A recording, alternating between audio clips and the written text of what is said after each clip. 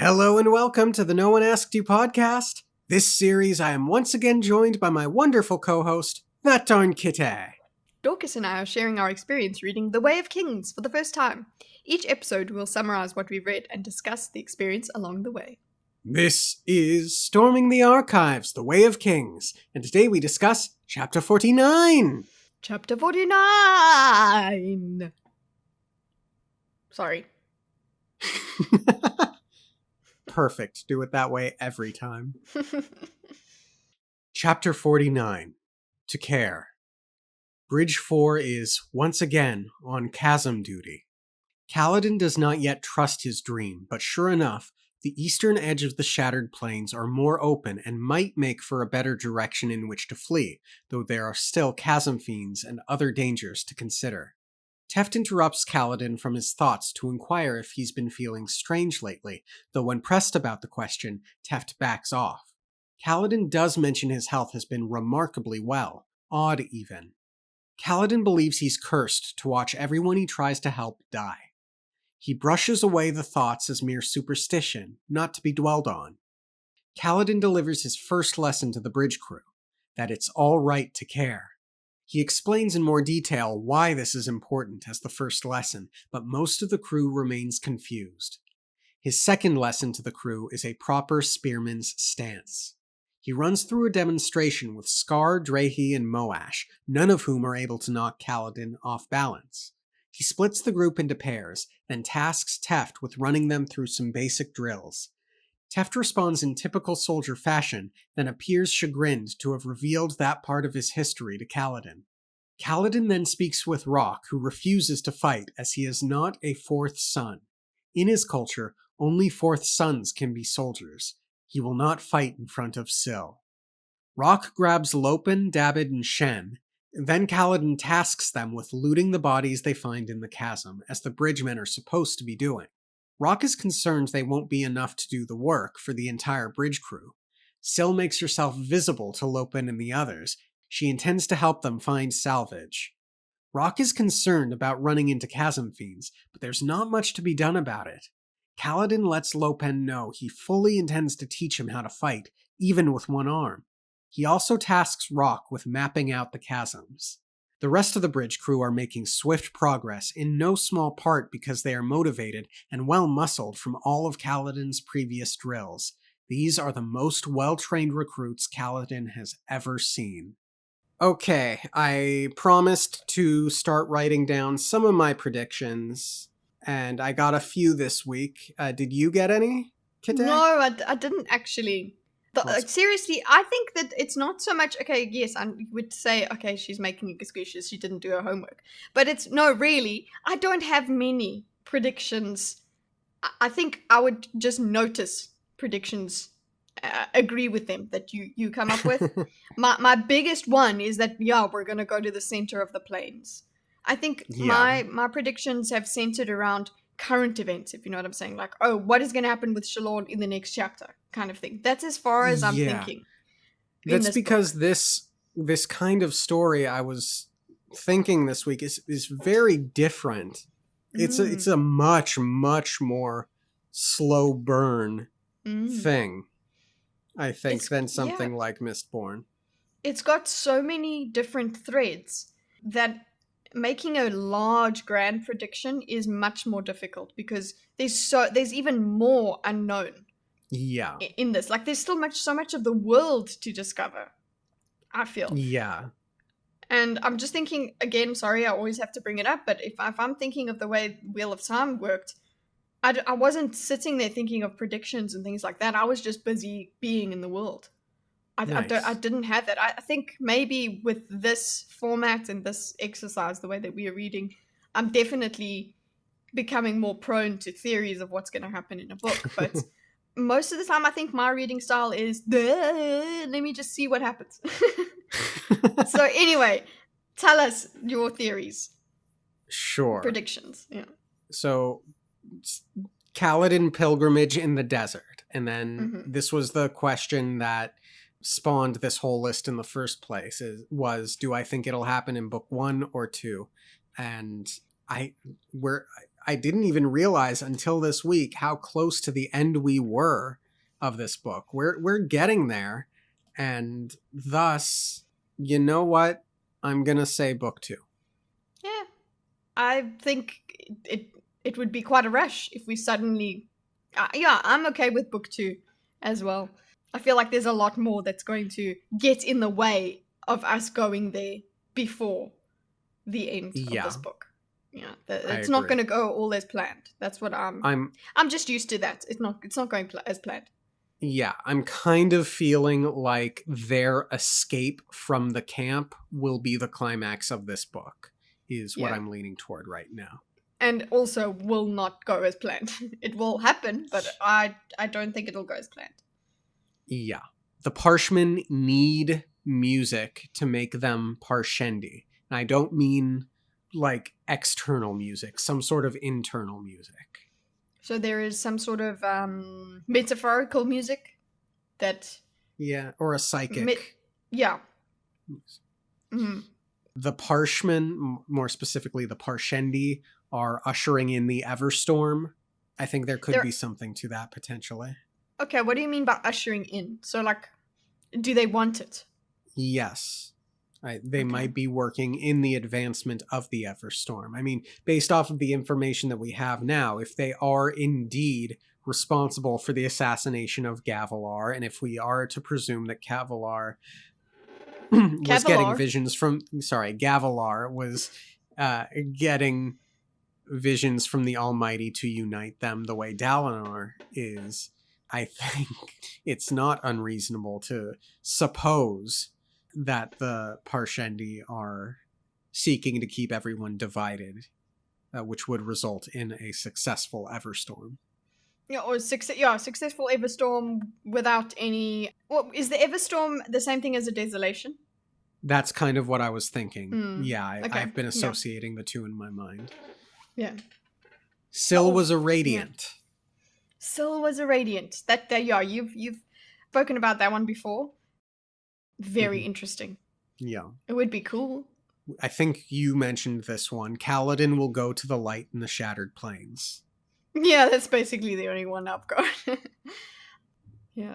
We'll get Tien's death chapter by the end of this book, probably around the climax. We better. Okay, we absolutely better.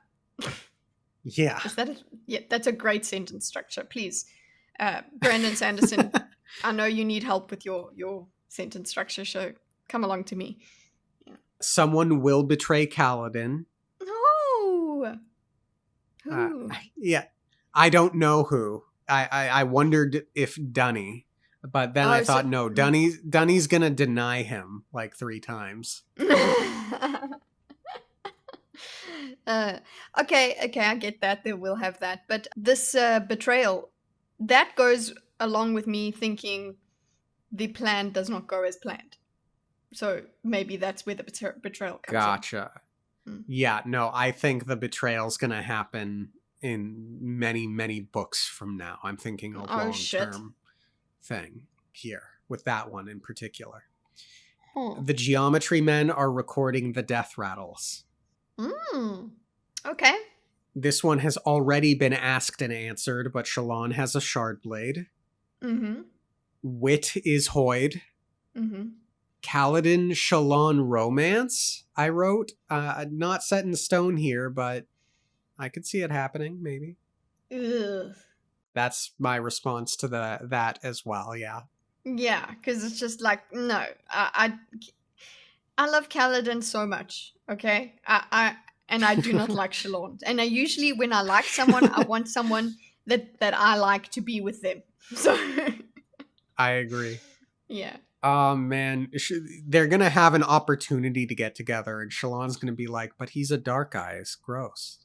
Yeah, exactly. She's a spoiled brat. Yeah. The Thrill is a massive spell or curse. Ooh. Yeah. Curse.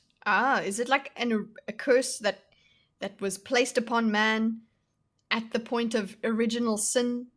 Interesting. I like that idea. No, I that one I think I had mentioned several chapisodes ago now. I imagined something like the Radiants who abhor killing. Someone probably like sought to do a good deed for them by making them enjoy it, and in the process turned them into war hungry beasts type situation. Mm. Yeah, it's something Is magical, what I'm at imagining. least. For me, as much as I can say is that, yeah, it's not just a characteristic of men. It's a real thing. Yeah. It's an entity thing. Yeah. So those are the bulk of the predictions that I was able to think of this week. Kita and I finished Well of Ascension this week, and that's where the bulk of my mind was Mm-hmm. spent reeling Mm-hmm. from. So if I think of any more by the end of this part and the entrance to part 4, I'll let you know. This chapter starts off with some artwork again, more of this strange plant life things, pods. Okay, because remember the way mine work. It's like, I finished the chapter and the way the Kindle puts it, it's like it's at the end of chapters. For me, that's what it feels like. So I was there. So we got rock buds, true rock buds, or common rock bud. Mm-hmm. Rockbud refers to an entire family of plants, but also to one in particular. And then there's Lavis polyp. Yep. The polyp grains are suspended in a gritty material, not unlike sand. They can be dried and stored in a variety of ways. Prickled tack, or twisted spine. Actually, a colony of plants. Only the tips of the branches are alive. Each individual bud builds upon the shell of the previous generation. Ooh, nice metaphor. Yes, very nice metaphor. And then vine bud, possibly related to tinger moss. And then we get the epigraph. Mm-hmm. Radiant, of birthplace, the announcer comes to come announce the birthplace of radiance. Though I'm not overly fond of the Ketic poetic form as a means of conveying information, this one by Alon is often quoted in reference to Urithiru. I believe some mistook the home of the Radiants for their birthplace. Yeah, it's like that's where those people are. So I'm sure that's where they came from. Yeah, it's a common mistake. Yeah. Seems like a translation error, possibly. This is a weird poem structure. Yeah. Radiant of birthplace. Do we go 1, 2, 3? No, one, I'm just looking to try and find a form. 1 word, 2 words. Oh, 1, 2, 3. Is it kind of like a haiku sort of thing? Is it? Are we counting? 1, 2, 3, 3, 4. Like, is it syllables or yeah? Yeah, 3, 3, 4. One word, 2 words, 3 words, 3 words, 4 words. Or the first 2 are the similar words for the last one, and then the 2 middle, or rather 3 and 4, are the same as each other. I don't know. Yeah. I also am not very fond of the Ketic poetry form. Yeah. But yeah, we've got announcer as well. The announcer comes to come announce. Thanks. That's what we want announcers to do. What are you talking about? It clearly said Holy First Witness like 2 minutes ago. Yeah. If you know, you know. Well, we know now.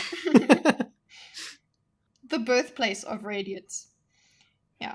Maybe they make more radiance there. You don't know. Thinking very Miss Boney. Maybe it's where pregnant radiants go to have their children. Yeah. And then we get our first training session. They're in the chasm, and it's dark and dingy and scary. Kaladin is considering some truth in his dreams. He's not quite ready to believe them, but he's like, well, if there's information there, I'll investigate.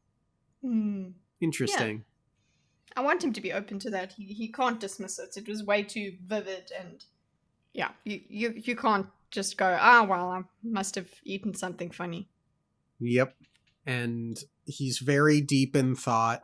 I loved that Syl was walking like on the chasm wall. I imagined her walking at that angle as well. Mm-hmm. Yeah, when she was walking, it's so cute. And Tinkerbelly. Very much so. And the ground spren don't like pull at her, which is Yes. noteworthy. Yeah, the ground spren as well. I'm like, oh, okay, so gravity. We have ground spren, which is gravity. So gravity is a spren. Okay, cool. And he's deep in thought. He's trying to figure out a way out of their situation. He knows they don't have enough time. And Teft comes up and talks to him. And he makes a joke and invokes his mother. Just like, oh, nice. You've invoked your father on so many times before. To Syl, at least. It's nice to know you still think about your mother. Yeah, you should. She's a lovely, just the way that she is. She's a lovely character. Yeah. Hope she's alive. Me too. Anyway, Teft, I really enjoyed Teft in this chapter.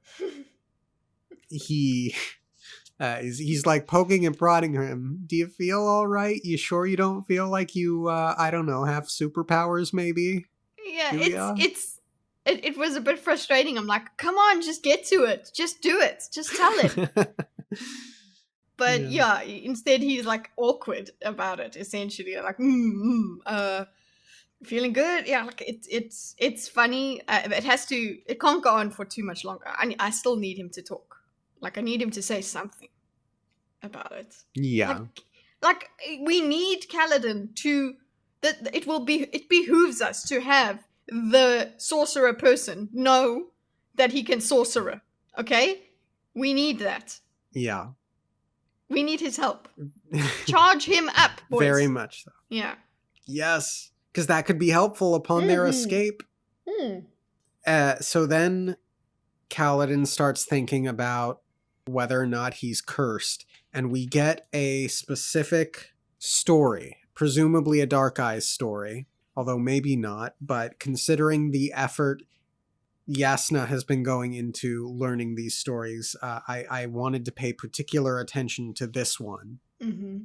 There were stories of evil men made immortal, then tortured over and over again, like Extes, who had his arms torn off each day for sacrificing his son to the Voidbringers in exchange for knowledge of the day of his death. It was just a tale, but tales came from somewhere. I did briefly think about Reshek and his ability to regenerate from a skeleton, and having just finished Well of Ascension, and I talk about it in that first Hero of Ages episode, which will air long after this one does.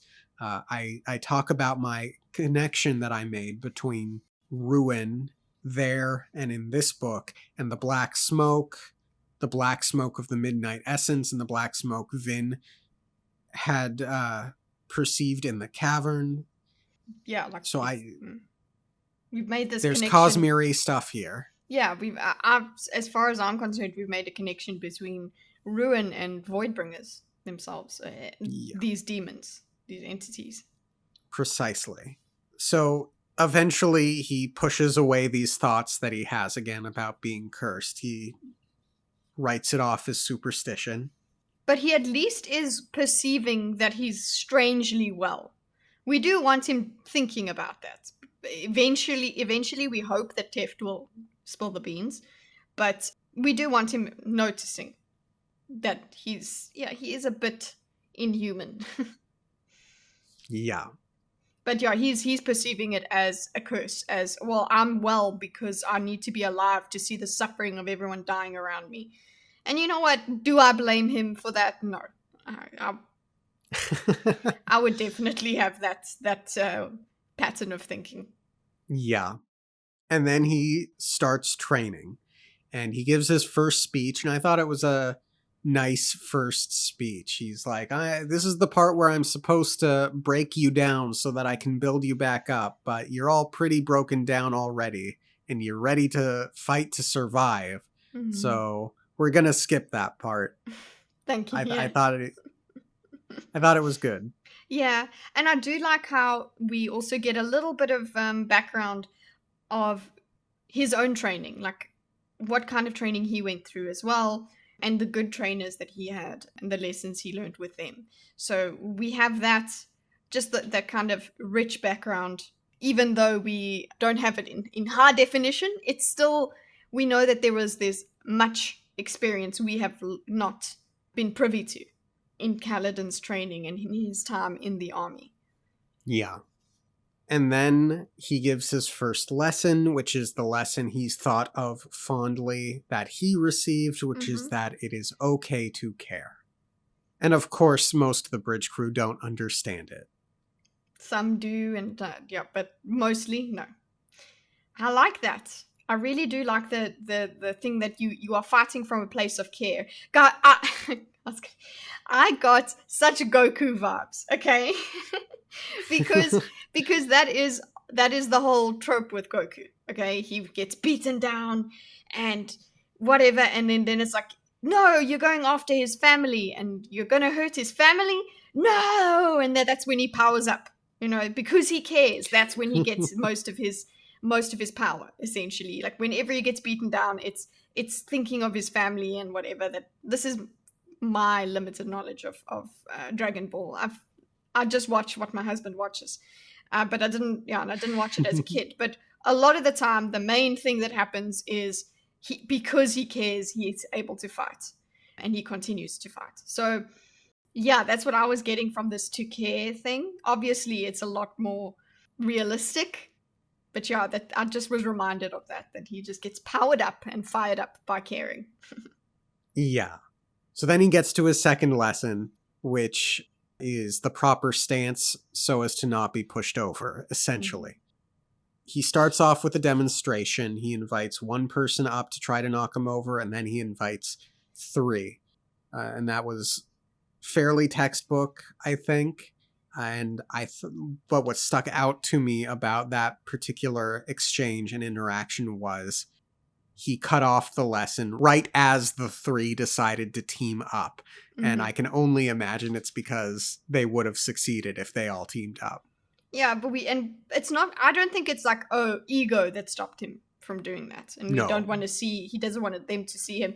It's more like, no, we don't need to get to that part yet. We need to focus on the base. Okay? Yeah. Getting together, well done. That's a good thing. But yeah, he's got a certain vision of a certain lesson plan.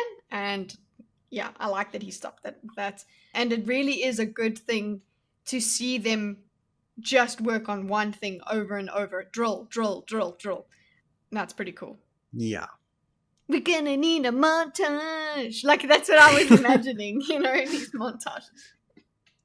Them shuffling around. And then Kaladin tricks Teft into revealing he was a soldier. And that had me wondering if the Invisagers are like warrior monks or something. That would be cool. So cool. Teft the warrior monk. Mm-hmm. And then as Teft is running those drills, he goes to Rock. And we learn that Rock, big guy Rock, refuses to be a fighter. Ugh, right? You're like, okay. Yeah. Of all the times to be culturally sensitive, not right now. Okay, like, you're the biggest buoy. We need you, bro. And are you just gonna stand there while the rest of your very small group of 30 some odd people fights for survival? You're just gonna He's the water boy. He's gonna bring the water there. I like that we do eventually get him, he has a role that is important. Mm-hmm. But damn, yeah, it's quite a theme that this is bringing up. That, okay, here is a cultural norm that it's a taboo. We cannot cross this line. He will not fight.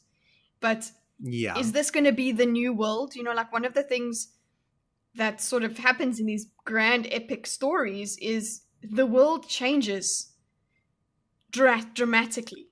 And you try and maintain your culture, but a lot of things might have to change. So one thing like this, imagine you have the desolation occurring, and you are not going to fight. There is a group like this in the Wheel of Time as well that have their own sort of role to play because they are like support essentially. And I guess if you can turn them into a buff rather than a liability, cool.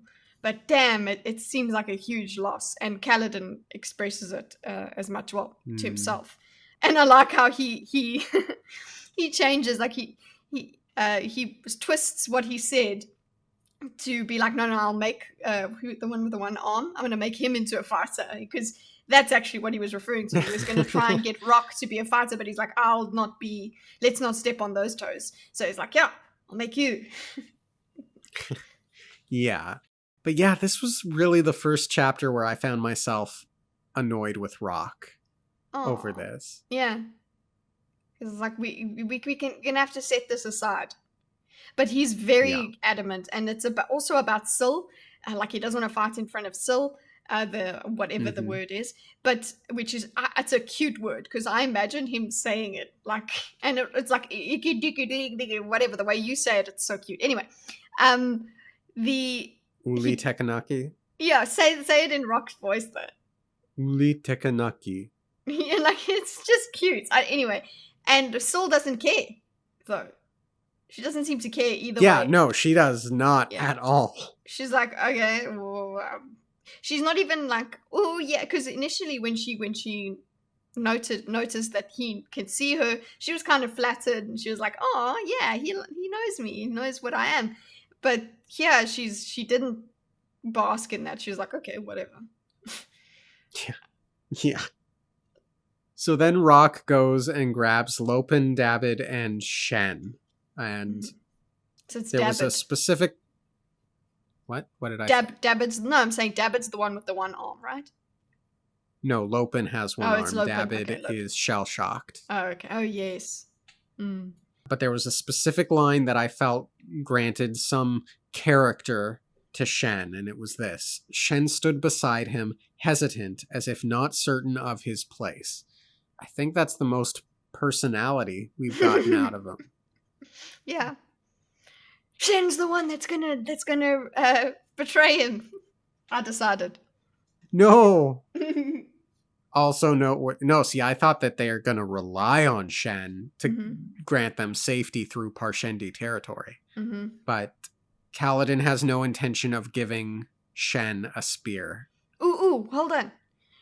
We have Shen here to probably reveal at some point how you make a Parshendi.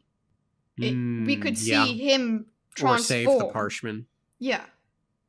Like, he gets music. This is what I'm thinking. Like, he could be how we learn that. Yeah.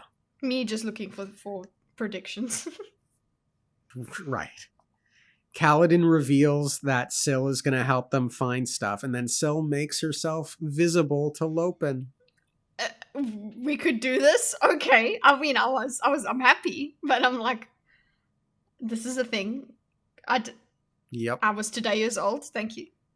And I really enjoyed the Lopin Rock banter. I liked, well, flick my sparks. And then Rock telling him to be respectful. As you mentioned, Kaladin intends to teach Lopin how to fight even with one arm, which is going to be fun. Mm-hmm. Rock puts up a lot of fight against Kaladin in this chapter. He complains quite a bit about having to do the work of 30 men, how dangerous it is. He's scared of the chasm fiends. Mm-hmm. He doesn't want to have to go down unexplored caverns. It was very interesting to read.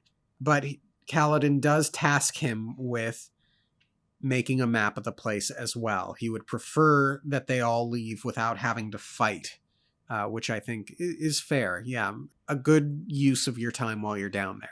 Yeah, I think also Rock, I'm okay with him complaining, because just let him complain. He complains but still does things. So he'll complain and still comply. Yeah. Again, I like the way Lopin talks. He says, sounds swift to me, as a way of saying, that sounds good. Mm-hmm. So he's fun. And let's see. Kaladin goes back to finish supervising and teaching. All of the crewmen are doing well. Moash in particular, and was it Drehi, I think? Yeah, there were 1 or 2 that he mentions by name. Yeah.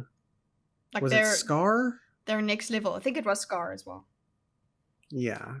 Who are uniquely good. But overall, he's like, yeah, these guys, first off, I've built up their muscles with the bridge runs, but these people are determined, and it is speeding up their progress. So Sanderson has set the stage for them to learn quickly, which is good because they need to learn quickly.